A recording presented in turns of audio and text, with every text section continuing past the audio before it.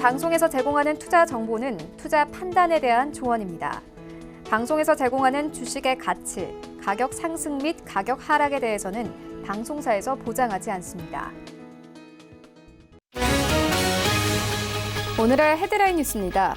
뉴욕 증시에서 주요 지수는 미국과 중국의 무역 협상 기대와 각국 중앙은행의 완화적 통화 정책 전망에 힘입어 큰 폭으로 올랐습니다. 뉴욕 증권거래소에서 다우존스 지수는 1.35% 급등하며 거래를 마쳤습니다. S&P 500 지수는 0.97%, 나스닥 지수는 1.39% 오르며 거래를 마쳤습니다. 도널드 트럼프 미국 대통령은 시진핑 중국 국가주석과 좋은 전화 통화를 했다면서 G20에서 정상회담을 열 것이라고 밝혔습니다. 트럼프 대통령은 현지 시간 18일 트위터를 통해 시진핑 중국 국가주석과 전화로 좋은 대화를 나눴고 양국 협상팀이 정상회담에 앞서 대화를 시작할 것이라고 덧붙였습니다. 악화하는 글로벌 경기 전망으로 인해 전 세계 중앙은행들이 금리 인하 등에 나서는 가운데 유럽중앙은행도 추가적인 경기 부양책 도입 가능성을 시사하고 나섰습니다. 마리오 드라기 유럽중앙은행 총재가 현지 시간 18일 한 포럼에서 전망이 개선되지 않고 물가 상승률이 높아지지 않으면 추가적인 경기 부양책이 필요해질 것이라고 강조했습니다.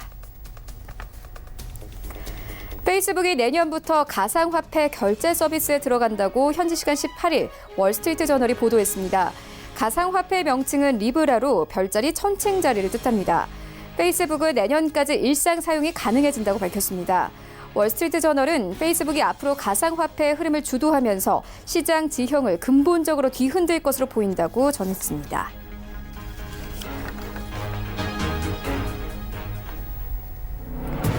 시청자 여러분 안녕하십니까? 출발 증시 와이드 1부 시작합니다. 최윤입니다. 어제 우리 증시 관망세 이어졌습니다. 등락폭이 크지는 않았지만 양지수 엇갈렸는데요. 코스피는 소폭 상승하면서 2098선에서 어제 시장 마감이 됐습니다. 외인과 기관이 매수에 나섰습니다. 반면에 코스닥은 0.6% 정도의 하락세를 보이면서 710선에서 어제 시장 마감이 됐습니다.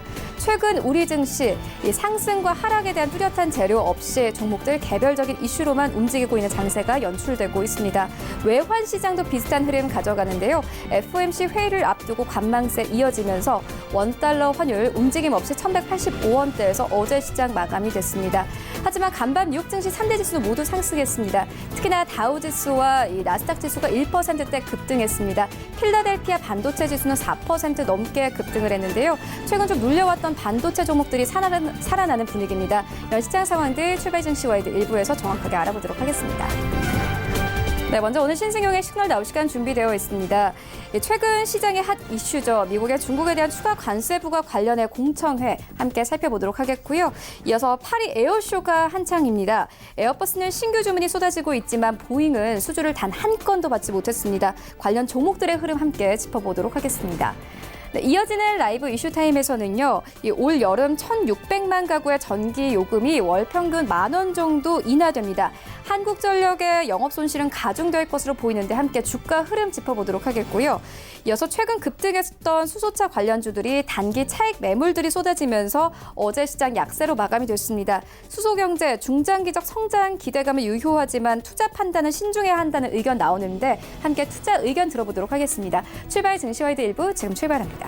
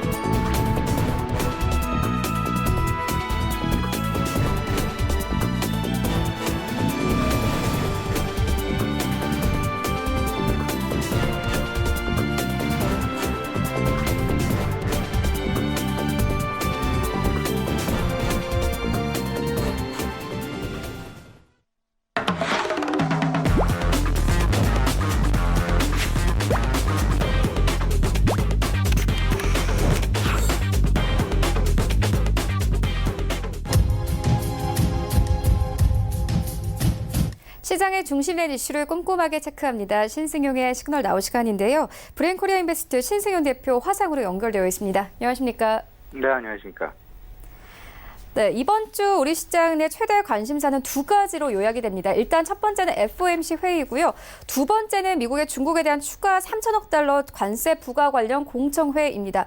공청회가 25일까지 진행이 되는데 중간 평가 한번 해주시죠.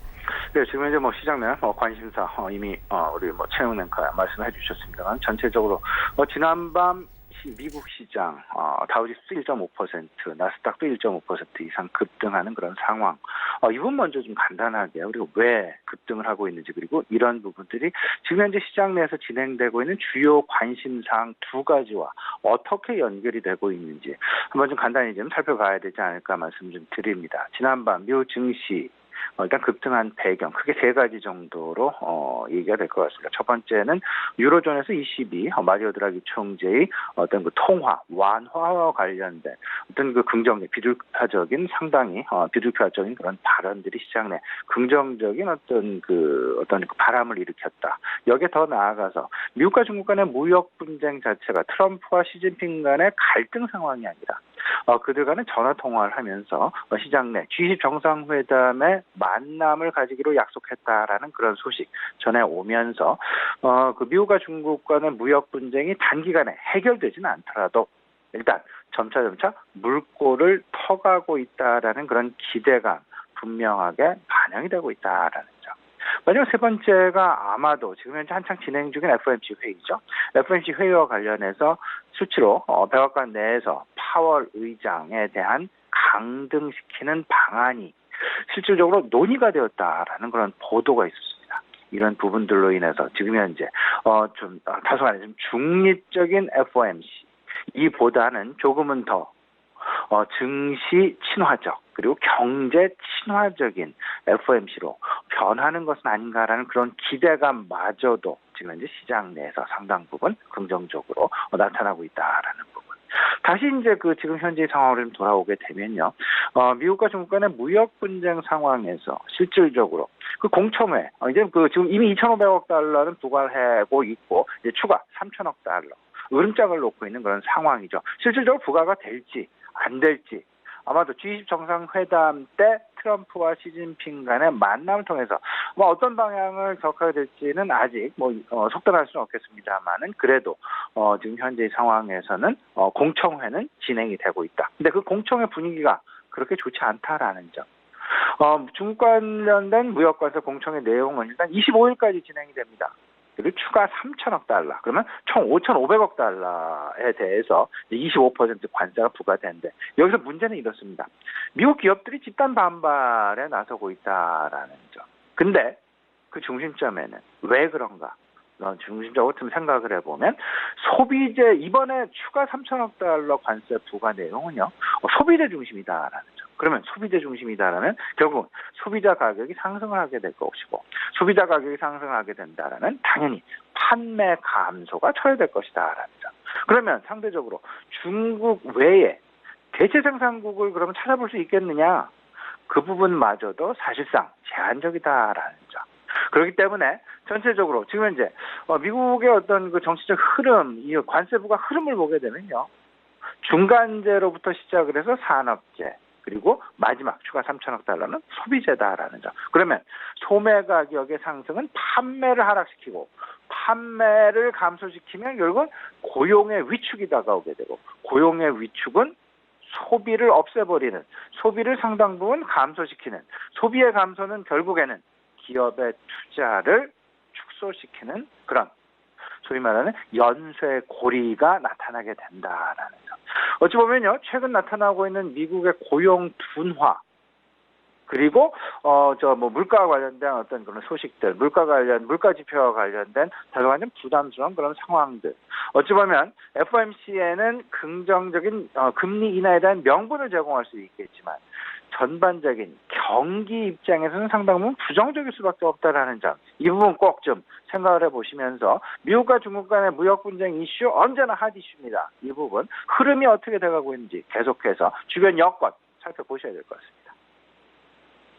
네, 이어서 다음 이슈로 옮겨가 보도록 하겠습니다. 파리 에어쇼가 한창입니다. 에어버스는 신규 주문이 쏟아지고 있는데 보잉의 수주의 성적표는 좋지 않습니다. 그래도 간밤에 대한항공이 이 보잉 787 드림라이너를 20대 정도 주문을 했다라는 소식이 들어와 있습니다. 우리 시장에 관련된 종목들의 흐름은 어떻게 보십니까? 네네. 일단 뭐 이렇게 좀 생각을 하셔야 돼요. 파리 에어쇼가 왜 중요한가? 결국은 이제 그 6월, 7월, 8월, 9월 앞으로 이제 그 항공 성수기 여행 시즌이 되지 않겠습니까? 그러다 보니까 이제 이에 대한 방향타 역할을 하고 있다. 그렇기 때문에 이제 프랑스 파리 에어쇼를 상당 부분 특히나 항공기 부품, 항공 업종에서는 상당 부분 주목을 하고 있다. 근데 아이러니하게도 이미 상당 부분 예견이 되긴 했었습니다만 보잉 추가 추락사고 여파 이후에 수주가 0이다. 에어버스는 이미 지금 파리 에어쇼 첫날 둘째 날 123대를 이미 금액으로 따져서 우리 돈으로 15조 원 규모의 수주를 이미 따냈다라는 점. 근데 보잉이 사고 이전에 에어쇼 수주가 연평균 500대 이상이었습니다. 한때는 700대 이상 계약 성사도 마무리했다라는 점을 들어본다라면 지금 현재 보잉사의 상황은 상당히 위축돼 있다. 근데 지난밤 보잉사가 5.5%가 넘는 주가의 급등이 나타났습니다. 여기에는 대한항공의 787기에 대한 20대 발주 소식 아마 큰 폭의 영향을 미쳤을 것으로 생각이 되고요. 이에 맞물려서 사실상 다우지수 역시 1.5%에 가까운 상승을 보였는데 여기에 보잉사의 급등이 상당 부분 다우지수 상승에 영향을 미쳤다라는 점 생각을 해보셔야 됩니다. 근데 여기서 우리가 지금 짚어서 봐야 될 부분은 분명합니다. 네로우바디 737 맥스는 네로우바디인데요.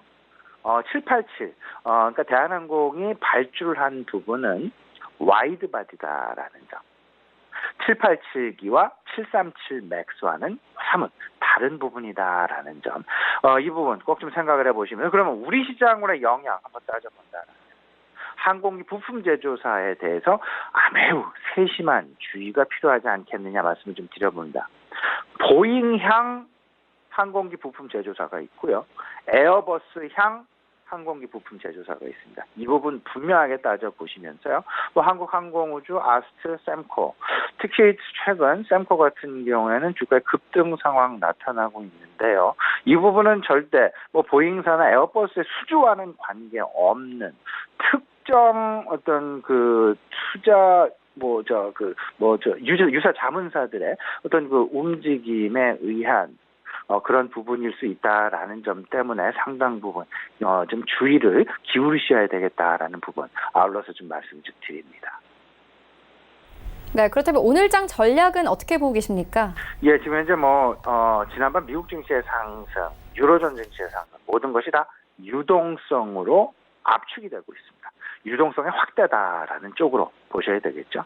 그러면 시장의 관심은 결국은 금리나 시점으로 다가오게 될 것이고, 그러면 6월 지금 이제 오늘 이제 내일 새벽이죠. FOMC 회의 결과 이제 발표 예정에 있는데요. 아마도 그 전망 시장의 중론은 금리는 동결하고 대신에 금리 인하에 대한 신호를 조금 더 강력하게 줄 가능성이 있지 않겠느냐. 그러면 유동성에 대한 기대감은 지속될 것이다. 유동성에 대한 기대감, 그 결과치는 두 가지로 압축이 됩니다. 금융주와 고성장주로 압축이 됩니다. 그러면 그 금융주 중에서는 당연히 우리가 증권업종을 보셔야 될 것 같고, 고성장주, 나스닥의 그대로, 그리고 필라델피아 반도체 지수에 그대로 반영되고 있는 부분이죠. 고성장 기술주들에 대한 관심. 너무나 명백하게 유동성 장세, 유동성을 기대하고 있는 그런 장세다라는 것이 너무도 명확하게 지금 현재 시장 내 나타나고 있다라는 점 꼭 염두에 두시면서 유동성 장세와 관련된 업종 내 포트폴리오의 중심에 꼭 만들어 놓으셔야 되고요. 여기에 아울러서 2분기 실적 시즌 이제 우리가 절대 잊으면 안 됩니다. 이제 6월 말 G20 정상회담이 끝나고 난 이후부터는 서서히 시장 내 2분기 기업 실적과 관련된 이야기가 주류를 이루게 될 것이다. 그러면 당연히 밸류에이션 이야기가 나오게 될 수밖에 없고, 밸류에이션 이야기가 나오게 되면서 점차 각 업종별 업황 회복 가능성 여부에 대해서 이야기가 될 것이고, 원달러 환율에 대한 수혜냐, 원달러 환율에 대한 수혜를 얼마나 받느냐 이 부분에 대한 이야기도 분명히 될 것이다라는 점. 따라서 유동성 장세와 2분기 실적 관련된 모멘텀 종목들, 그리고 고성장주, 금융주, 2분기 실적 관련주. 그래서 뭐 5G랄지 자율주행이랄지, 그리고 게임, 그리고 증권업종, 환율 수혜가 가능한 소재업종이나 가전업종까지 전체적으로 이 정도 아마 포트폴리오에 담아 놓으실 거를 생각을 해 놓으시면 전체적인 지금 현재의 장세에서 상당히 긍정적인 수익률 확보해 나가실 수 있으리라 생각이 됩니다. 네, FOMC 회의 그리고 2분기 기업 실적을 좀 주목해 봐야 한다 이렇게 짚어주셨습니다. 지금까지 브레인코리아 인베스트 신승현 대표와 함께했습니다. 고맙습니다.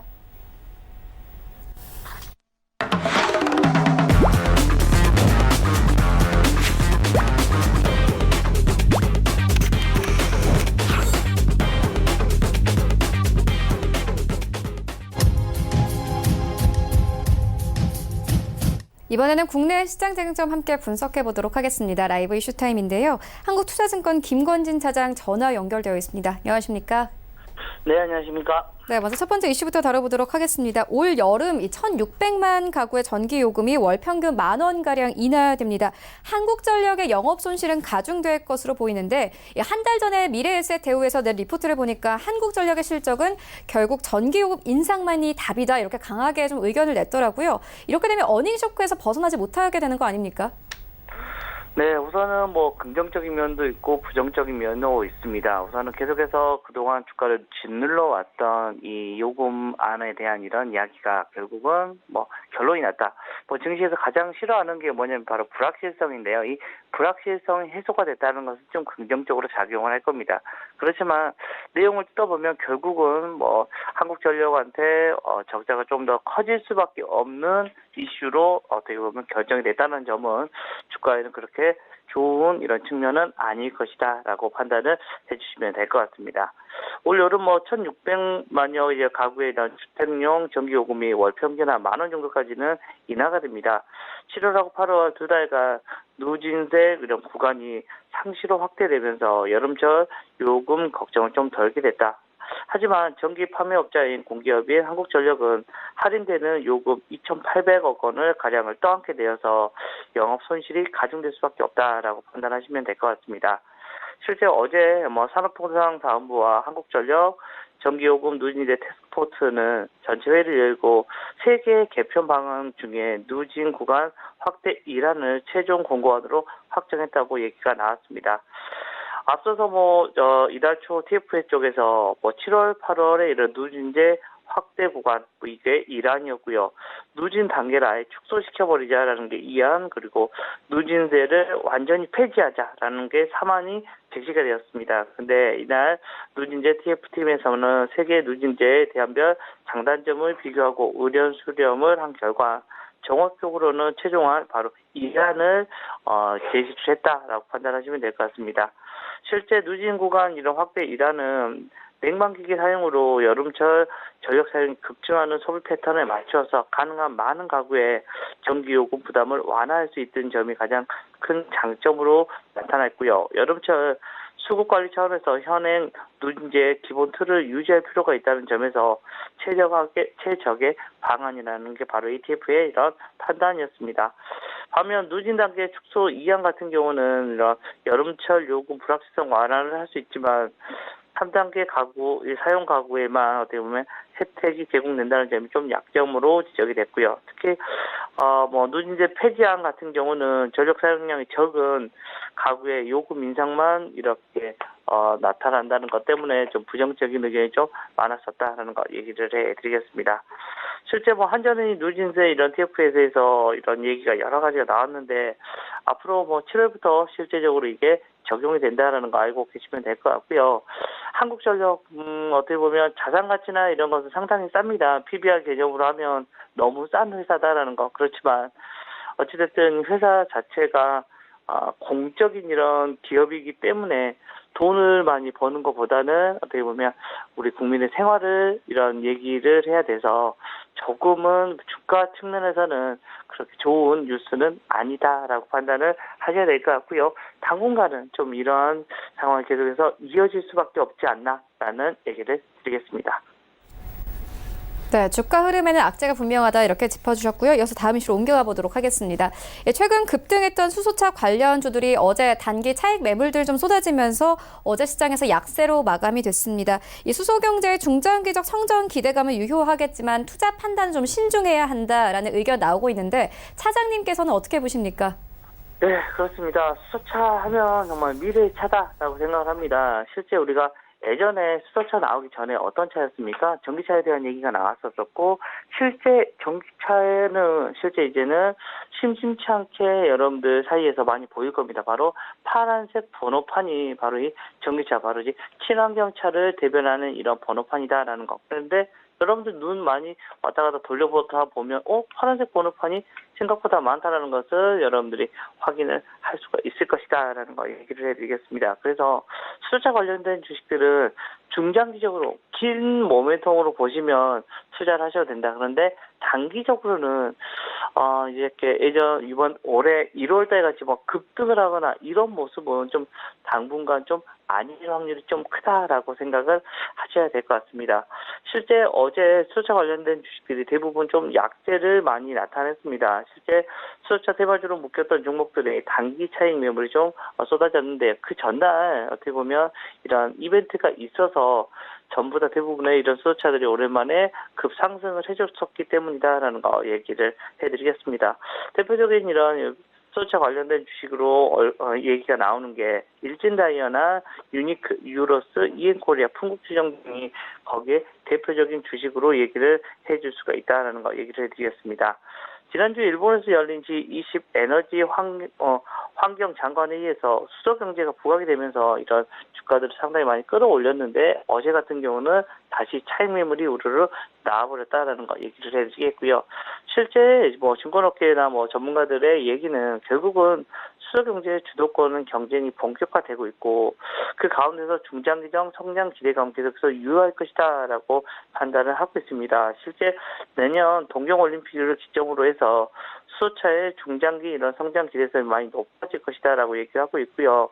전기 동력차 시장에서 이런 수소차는 클린 모빌리티의 어떻게 보면 주요 축으로 전기차와 함께 중장기 성장세가 확대될 것이다라고 지금 현재 판단을 하고 있습니다. 또 최근 수소 경제의 이런 안정성에 대한 우려가 일부 제기가 됐습니다. 실제로 최근에 폭발에 대한 이런 경우도 있었기 때문에 이 또한 어떻게 보면 중장기적인 관점에서는 안전 기준이 계속해서 강화되는 이런 계기가 될 것이라고 지금 현재 얘기가 나오고 있고요.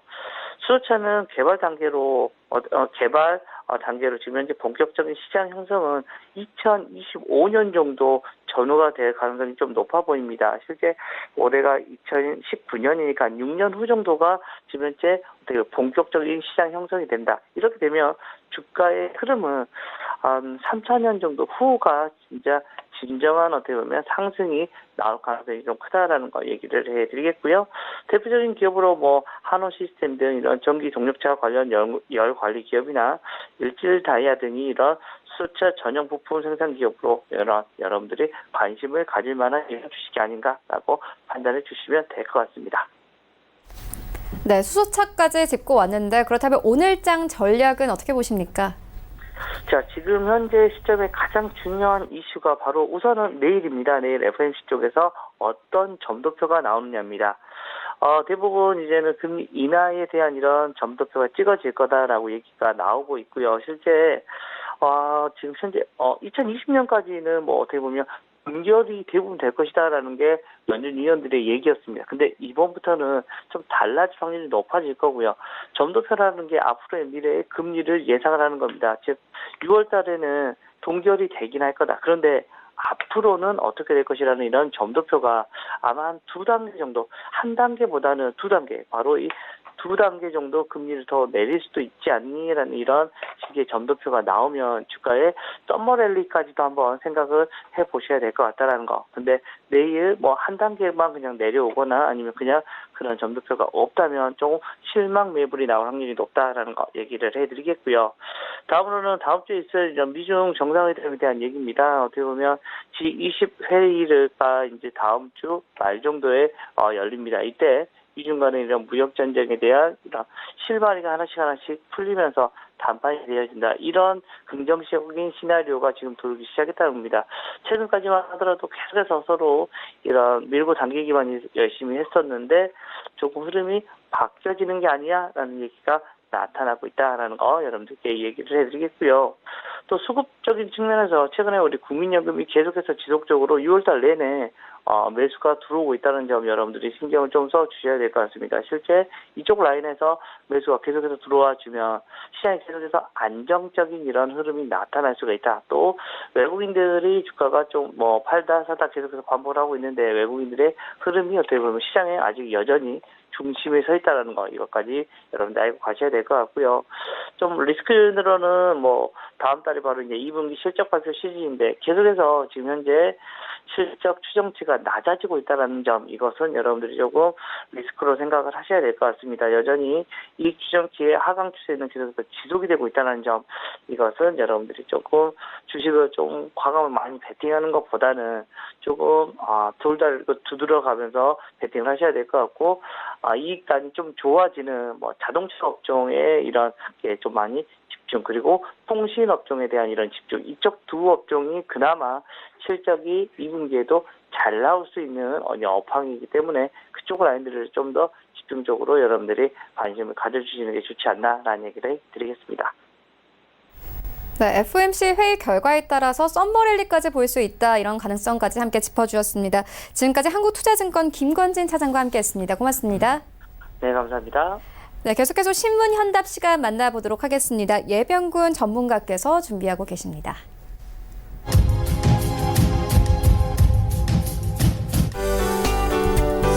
시청자 여러분 안녕하십니까?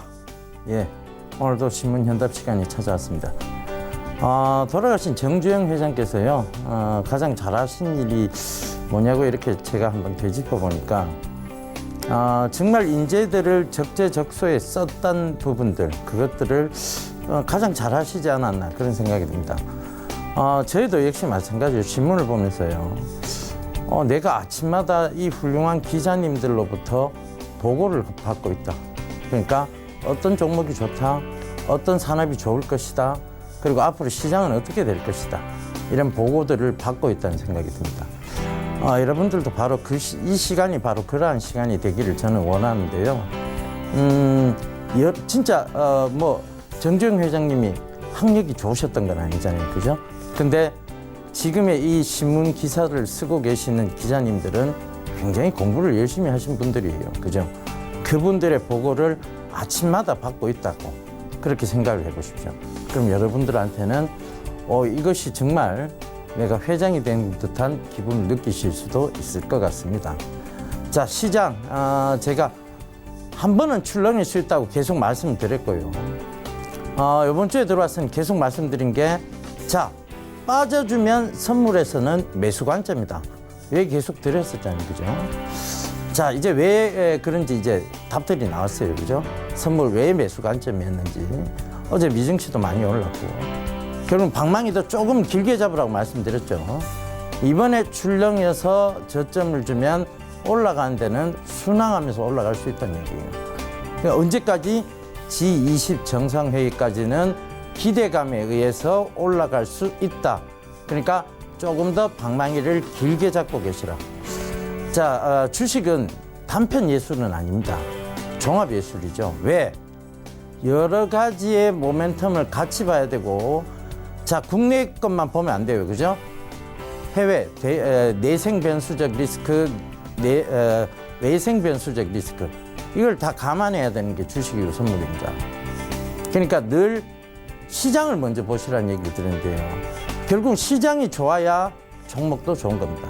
시장이 좋아야 업황도 좋은 겁니다. 그럼 조금 더 좋은 업황을 찾기 위해서 업황을 보는 거고요. 그다음 그 업황 내에서도 조금 더 좋은 종목을 찾기 위해서 종목을 보는 겁니다. 결과적으로는 결국은 수익을 보면 시장덕인 것입니다. 시장 먼저, 그다음 업황, 그다음 종목입니다. 그죠? 요 순으로 늘 보시는 전략. 그러기 위해서 필수 불가결한 충분 조건 딱 하나 있죠. 뭡니까? 신문입니다. 여러 기자님들, 여러 이 정말 열심히 공부한 기자님들로부터 아침마다 보고를 받으십시오. 그 보고에 대해서 해석을 할 수 있는 시간, 그것이 신문현답 시간입니다. 오늘도 그 해석들을 한번 이어가 보자고요. 자, 오늘 첫 번째 기사는 드라기에 대한 얘기입니다. 마리오 드라기, ECB, 즉 유럽 센트럴뱅크의 총재죠. ECB의 총재인데 이분이 이제 무슨 얘기를 했냐면 드라기 추가 부양 필요할 수도 이런 얘기를 했습니다. 금리 인하 시사에 금융시장 요동하고 있다. 유럽은요, LTRO라고 해서 장기 국채를 굉장히 많이 발행을 했어요. 근데 이게 아직 출구 전략도 못 잡았습니다. 이유는 뭘까요? 자, 제가 말씀드렸죠. 문제가 되면 유럽이 문제가 되지 중국은 문제가 되지 않는다. 왜? 중국은 성장을 쫙 하다가 그 성장의 가파른 속도가 조금 더뎌졌을 뿐이에요. 성장 안 하는 건 아닙니다. 근데 유럽은요, 지금 한 30년간 뭉쳐 있었어요. 우리 한번 잘 살아보자 이런 뭉쳤는데 누구는 계속 일을 합니다. 독일, 프랑스, 그죠? 영국은 계속 일을 합니다. 그중에서 독일이 제일 열심히 일하죠. 근데 자, 나는 너그덕으로 좀 먹고 살게. 그런 사람들이 생겼어요. 그죠? 피그스 국가라고 부르죠. 포르투갈, 이탈리아, 아일랜드, 그리스, 스페인. 이들이 계속 너그덕으로 먹고 살게. 약간의 집시 문화적 성격을 보이면서 그런 모습들을 보입니다. 그럼 이게 한 30년 지속됐어요.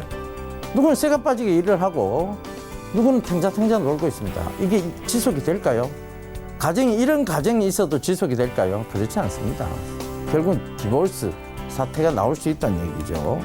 그래서 그런 부분들 좀 참고해 보신다면 유럽이 문제가 될 수 있다. 그런데 유럽에 그 살들이 속살은 썩어갈지언정 이 마리오 드라기 총재가 뭘 했느냐? 계속 LTR을 이어갔어요. 출구 전략을 아예 안 잡았습니다. 그죠? 여기 지금도 추가 부양하겠다는 얘기는 뭐냐면 이 추가 부양의 얘기는 뭐냐? 결국은 자, 이거 반창고 계속 붙이겠다는 얘기예요. 속살은 썩어 들어가고 있을지언정 반창고를 계속 붙여서 막아보겠다는 얘기입니다. 자기 임기 내에는 안 하겠다는, 즉 유럽의 위기를 안 가져오겠다는 얘기입니다. 그러니까 뭐냐? 반창고 계속 덧대보겠다 이 얘기입니다. 그럼 유럽의 어떤 리스크라고 불리는 것들이 계속 이어질 수는 있겠죠. 그러니까 지금 시장이 나쁘지는 않다는 얘기예요. 유럽이 자빠지게 되면 유럽이 전체적으로 디볼스 하겠다, 헤어지겠다, 찢어지겠다 이런 얘기가 나오면 그때는 여러분들도 출구 전략을 잡으셔야 돼요. 근데 유럽이 지금 그렇지는 못해요. 꿈도 못 꾸고 있습니다. 출구 전략 자체. 그러니까 이것은 연장이, 즉 LTRO는 연장이 될 것이고 지금 마이너스 금리예요. 마이너스 금리인데 여기 보면 또 마이너스 금리에 더 마이너스를 더 하겠다는 얘기예요. 그죠? 그러니까 그런 부분들을 참고해 보세요. 마이너스 금리인데 더 뭐 어떻게 돼? 예. 그 얘기예요, 지금. 그러니까 속살 썩어 들어갈지언정 반창고 붙여서 외부로는 안 보이게 하겠다 이 얘기를 하고 있는 겁니다. 그 점 참고해 보신다면 지금 그래 아직은 리스크, 즉 위험 자산에서 안전 자산으로 넘어가는 신호는 안 보인다 이렇게 생각하세요. 아시겠죠? 자, 그럼 시장 괜찮다는 얘기예요, 그죠? 그다음 화면 보세요. 그 시장 괜찮은 게 이제 업황하고 종목들 봐야 되겠죠, 그죠? 자, 그다음 볼게요. 자, 통신구, 하수관 등 노후 기반 시설 4년간 32조를 들여서 안전관리 강화한다 이 얘기 나옵니다. 자, 이게 왜 나왔어요? 왜? 예, 인천의 녹물 사태, 그죠? 그것 때문에 지금 일파만파 파장이 일었던 거죠, 그죠? 그 파장 때문에 사회 전반적인 기반 시설이 노후됐다고 판단을 한 거예요. 자, 그럼 노후됐으면 뭐 해야 돼요? 교체해야 되잖아요, 그죠? 교체, 송유가스관 정비, 그 다음에 건설 단지, 터널, 교량 터널, 고속철 다 정비하겠다는 얘기입니다. 그죠?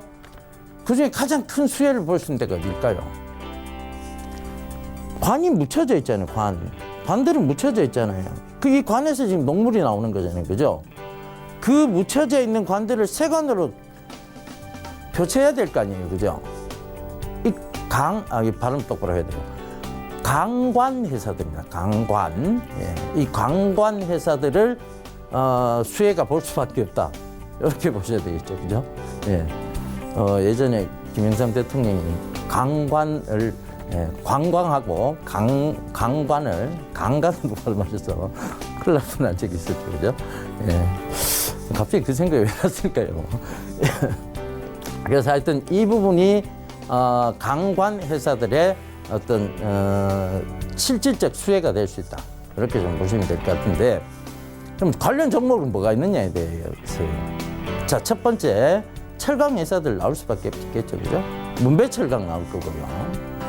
문배철강, 동양철관, 그 다음에 대동스틸, DK라, 그죠? 그 다음에 화성밸브, 이런 회사들은 지금 차트 모양이 딱 어떠냐면요. 급등세가 나왔다가 딱 주저앉았어요. 주저앉았다가 한참을 옆으로 행보했습니다. 이제 여기서 윗방향으로 갈 것이냐, 아랫방향으로 갈 것이냐, 방향성을 이제 거의 정해져야 될 시기가 왔습니다. 그런데 이게 왜 윗방향으로 가느냐에 대한 부분은 이 기사가 윗방향으로 갈 것이다라고 힌트를 주고 있는 거죠. 그죠? 힌트를 주고 있는 거죠. 그러니까 기사는 여러분들에게 이 업황에 대한 힌트를 주고 있는 겁니다. 시장 괜찮다고 했고 업황에 대한 힌트 받았고, 그죠? 그럼 그 종목, 여러 종목 중에 문배철강, 동양철강, 대동스틸, DK락, 화성밸브까지 딱 짚었잖아요. 그죠? 그러면 이게 된 거예요. 자, 이거 완성. 그죠? 체크. 자, 그 다음 바로 신문기사 볼게요. 배달 로봇이 2년 뒤면 아파트 단지를 누릴 것이다. 이게 누가 한 얘기냐면 윤현준이나 우한 형제들의 부사장이 한 얘기입니다. 이 우한 형제들은 뭐 하는 회사냐면, 그죠? 배민. 우리가 줄여서 배민이라고 했는데 배달의 민족 거기입니다. 예. 여러분, 배달의 민족 저도 한두 번 정도 이용해 봤습니다. 그죠? 여러분들도 많이 이용하시죠? 야식 땡길 때 있잖아요. 그죠? 그때 이용해 보셨을 건데, 이 배달의 민족이 굉장히 많이 성장을 했습니다. 사실은 이게 배달 플랫폼을 가지고 있는 회사라고 보시면 되는데, 플랫폼인데, 이 플랫폼 사업을 하는 회사들이에요. 근데 이 미래 산업은 결국은 이 플랫폼 산업이거든요. 이들이 뭐까지 지금 테스트를 해보고 있느냐 하면, 잠실 아파트 단지 내에 테스트를 해봤다. 배달형 로봇, 배달 로봇. 자, 이제 이 로봇의 시대가 멀지 않았다는 것을 의미합니다. 그죠? 로봇은 누구나 점칠 수 있는 미래 성장 산업입니다. 미래 산업이에요. 미래. 퓨처. 그죠? 네. 퓨처. 미래 산업입니다. 그러니까 이 시대는 열릴 수밖에 없다. 즉, 장기적으로 포지션이 열려있는, 즉, 위로 열려있는 산업군이다. 이렇게 보시면 되잖아요. 그죠? 그럼 종목들은 뭐가 있을까요? 종목들 한번 보시자고요. 자, 로보스타. 많이 들어보셨죠? 그죠? 그 다음에 미래컴퍼니. 이 회사도 로봇 회사가 있습니다. 그죠? 유진 로봇. 그죠? 당연히 로봇 회사라고 보시면 돼요. 로봇 청소기 나오는 회사예요. 근데 여러분들 요새 아이로봇 그래갖고 막 돌아다니는 로봇 청소기 있죠? 그게 이 유진 로봇입니다. 그 다음에 T 로보틱스. 이렇게 한 4종목 정도로 정리해 놓을 수가 있습니다. 자, 시장 좋다 그랬고, 거기다가 업황, 미래 산업이고, 이제 펼쳐질 수밖에 없는 산업이고, 근데 이것은 관심주로 두되 이것은 중장기 포지션의 관심주다. 왜? 미래 산업이니까. 그죠? 그러니까 그런 부분들을 참고해 보셔야 돼요. 자, 여기까지고요. 이것도 이제 완성했어요. 그죠? 다음 한번 볼게요. 예전에 서울경제TV 출연하면서요, 굉장히 강조 많이 했던 게 2014년도에 제가 블록체인 강의를 한번 했었어요. 수익을 말하다 시간에. 그때 제가 비트코인 얘기를 많이 했었는데요. 그때 비트코인 가격이 150만 원 정도였습니다. 그게 지금 비트코인 사시면 아마 미래에는 굉장한 값어치가 있을 것이다 얘기를 드렸었는데 그게 2,400만 원까지 가죠.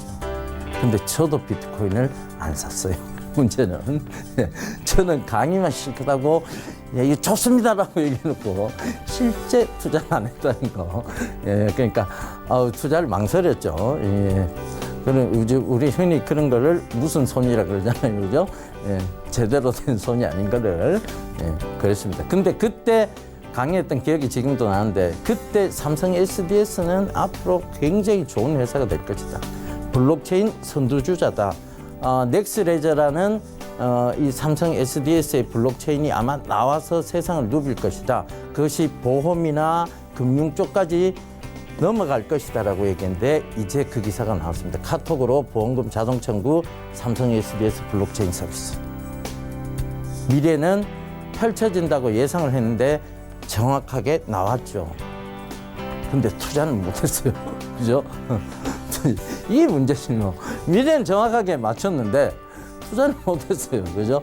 그러니까 자, 이런 부분들 참고해 보신다면 삼성 SDS는 아직도 블록체인이라는 거대한 기반, 즉 가장 선두주자로서 연구해왔고 그 넥스레저는 상품까지 나와서 이제는 블록체인으로 갈 수밖에 없는 회사가 되었다.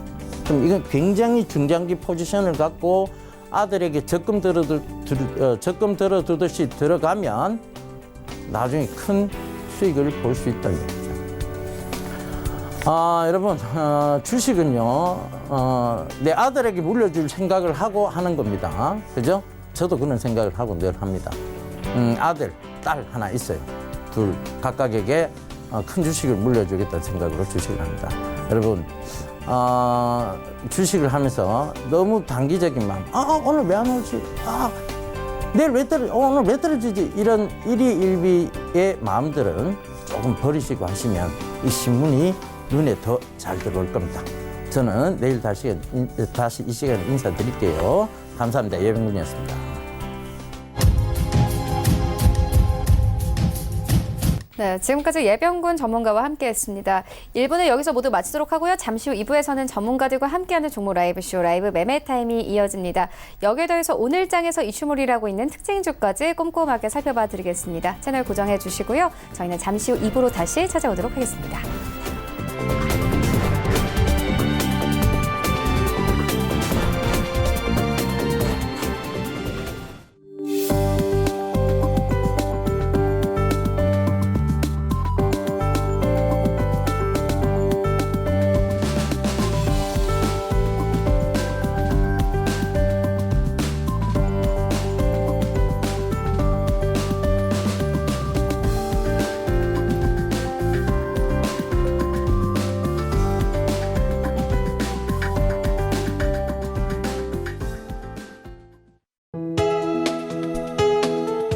방송에서 제공하는 투자 정보는 투자 판단에 대한 조언입니다.